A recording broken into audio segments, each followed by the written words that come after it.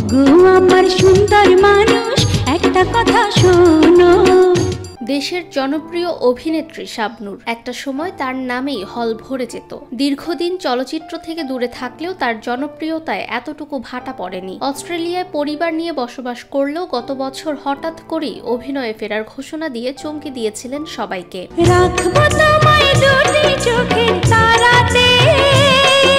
গত বছরের এপ্রিলে রঙ্গনা নামের একটি সিনেমার শুটিংয়েও অংশ নেন তিনি, যা তার প্রত্যাবর্তনের প্রজেক্ট হিসেবে পরিচিত। মে মাসে সিনেমার শুটিং শেষ করে আবার সিডনিতে ফিরে যান শাবনূর। রঙ্গনার বাকি অংশের শুটিং হওয়ার কথা ছিল গত 8ই আগস্ট থেকে। দেশের চলমান পরিস্থিতির কারণে ওই সময় দেশে ফিরতে পারেননি অভিনেত্রী। এমন অবস্থায় ছড়িয়ে পড়ে গুঞ্জন, শাবনূর নাকি সম্মানে নিয়ে অসন্তুষ্ট, তাই নির্মাতাকে সময় দিচ্ছেন না। বলা হয় নির্মাতা আরাফাত হোসাইন নাকি তার সঙ্গে দেওয়া কথা রাখেননি। তবে শাবনূর নিজে বিষয়টিকে গুজব বলে উড়িয়ে দিয়েছেন।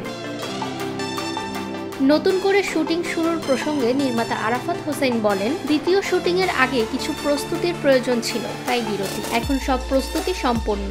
আশা করা যাচ্ছে ডিসেম্বরে আবার রঙ্গনার শুটিং চালু করা হবে। চোখের স্বপন তুমি, বুকের কাঁপন তুমি। ফাহমিদা বিনতে আনোয়ার, নিরপেক্ষ।